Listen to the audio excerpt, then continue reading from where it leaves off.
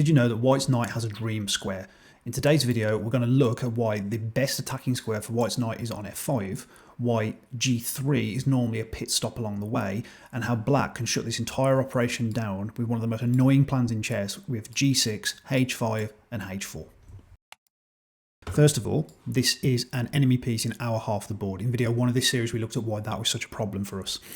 The second point is that regardless of where our king is, it could be uncastled on e8, it could be castle kingside on g8, or it could be castle queenside on c8.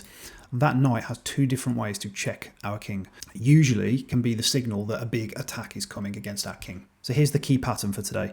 When you see a white knight on this very unusual looking g3 square, white hasn't put it there because that's a particularly good square. They've put it there because more often than not, it's looking at coming into this very powerful f5 square. So there's two elements to today's heuristic. Element number one, we want to contain it. We want to play the move g6 to prevent it coming to that powerful square in the first place. Element number two is to then attack the knight with h5, h4, throw that h pawn down the board and kick that knight. Once we've stopped it coming forward with the move g6, it will then have to retreat to a really passive square. After we have played h5, this does not count as a slow move because white often feels obligated to respond immediately with the move h4 to stop us from playing h4 and kicking their knight back to a passive square. Now, these two pawn moves that have been inserted might look symmetrical, so what was the point in inserting them? Well, there's a little hidden downside here for white. This pawn on h4 could be vulnerable in the future. And white does not have the option of playing the very natural move g3 in order to secure that pawn. Whereas we as black do have the option of playing g6 in order to secure our pawn on h5. So this pawn on g6 not only secures our h pawn, but it's also preventing white's knight ever coming into this deadly f5 square. All at the same time, white has a vulnerable pawn on h4 that is much harder to defend. So I want to show you now that this idea does actually come up in mainline opening theory across lots of different openings. First, we're going to have a look at the Caro-Kann. White plays the classical variation. Black captures, white recaptures, black plays knight f6, and white chooses in this game to come back to this unusual g3 square. Now, we've talked about how in the future, they might be looking to come into f5. Now, for the moment, they can't come into f5. We have that square covered. And in fact, we also have the square h5 covered, so there's no need in this game for us to be playing the move g6. We're already controlling that knight's forward squares. So in fact, the main move here for black is just to go h5 immediately, threatening to play h4, kick the knight, and if we are able to do that, where is this knight actually going to go? It can't come to h5 because of our rook, it can't come to f5 because of our bishop, it can't come to e4 because of our knight. It would have to go back to this really passive e2 square, where it's blocking in the development of their light square bishop, it's blocking the development of their kingside knight. So white's main move here is just to go h4, stop us from playing h4 ourselves. So before we continue, let's talk a little bit about this g6 move and whether or not we decide to include it in this idea. So the first question we might ask ourselves is it actually necessary? So in this position, because we've moved our d pawn, our bishop is actually already controlling that powerful f5 square. So in this position, because we're already controlling that square, it might not be necessary to play g6. Another point here is I've removed our bishop from f8 from the board. So if we ever did decide to play g6, we're going to have these really vulnerable dark squares, probably around our castle king in the future. And without a dark square bishop to kind of protect those squares, it might make us a little bit too vulnerable. So that might be another reason to avoid playing g6. Another reason to possibly avoid doing it is, do we actually have time to do it? Because even though we said the move h5 wasn't a slow move because they had to respond with h4, the move g6 could be seen as a slow move. So if it's early in the game and we're behind in development as black, then we have to be a little bit cautious about rushing this. It's still an idea we can go for later in the game, but we don't necessarily have to rush it and play it immediately. We're going to see an example where that's the case in a moment. Let's take a look at a position from the Nimzo-Indian fence now, where here white plays knight g3, getting ready to finish their kingside development.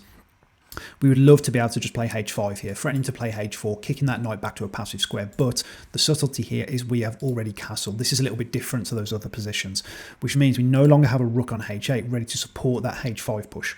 And also, in addition to that, white has queen and knight already covering that square. We just lose the h pawn here. Now, it's not objectively the best move here, but we can actually get away with playing g6 in games against humans. Now, it might feel a little bit safer to do this once we've played rook e8, bishop back to f8, covering this potentially vulnerable G7 square we've created. But again, in practical games against humans, this is going to work absolutely fine. The best move for white here is bishop d3, and we can just immediately carry on with h5, threatening to play h4. Now, strangely, I only found 3 games from this position in the Lichess database, and it's simply because that earlier g6 move wasn't objectively best, so it's not mainline theory, but from the 3 games I did find, black won every single game. So next I want to look at a quite unusual sideline in the Ruy Lopez, where black plays knight g7 here. Now I want to notice what white does with their next move. Instead of rushing with castling, which would be a perfectly fine move, white actually plays knight c3, anticipating that that knight will probably want to come to g6 in the future, and then we'll have the possibility of playing h4 against it because we've kept our rook on h1. It's going to make that a lot easier.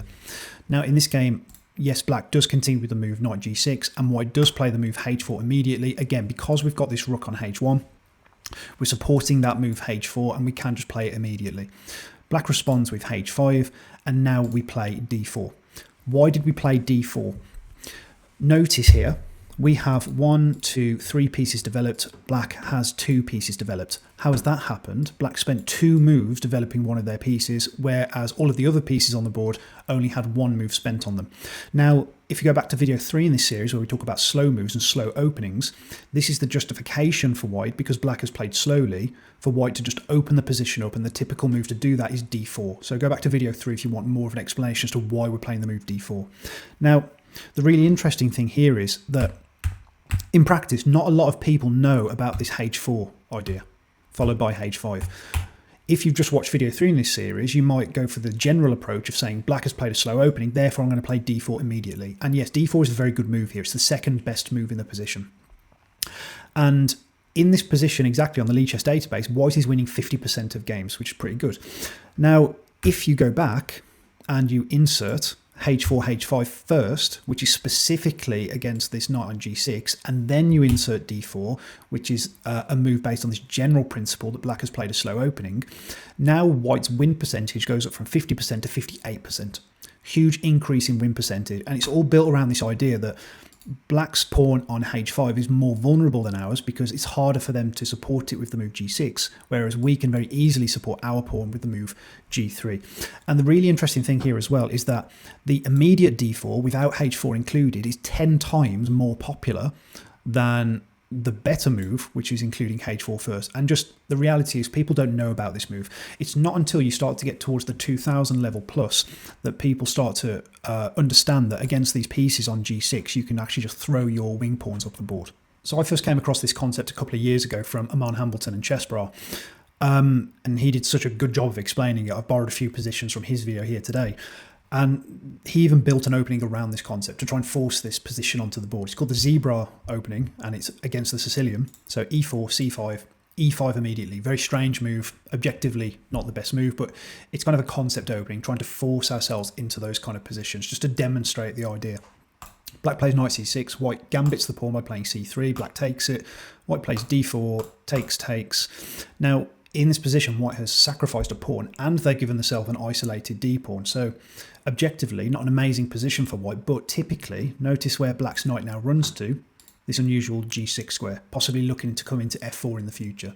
Now, there's no reason here not to play h4 immediately. White hasn't castled, so we're very justified in playing h4. Now, after the response h5, I looked at the chess.com database and at Aman's games, and from what I can see, he's won every single game from this position with white. Now, I just want to show you as well, this isn't just like a cheap trick or something that looks interesting but theoretically doesn't work. Even in this position, down a pawn and with an isolated queen's pawn, white is very slightly better according to the engine. That's how powerful this concept is. So here's a summary of what we've done today. The dream square for the white knight is on f5. When you see the white knight come to g3, assume it's a pit stop on the way to f5. Step number 1 is to contain the knight, usually with the move g6, stop it coming forward, and then to attack the knight, normally with the move h5, threatening to follow it with h4. So here's a little bonus. This concept doesn't just apply to knights on the g3 square, it also applies to other pieces on the g3 square. And in next week's video, we're going to use this exact same concept to refute one of the most ridiculous openings in all of chess, the Jerome.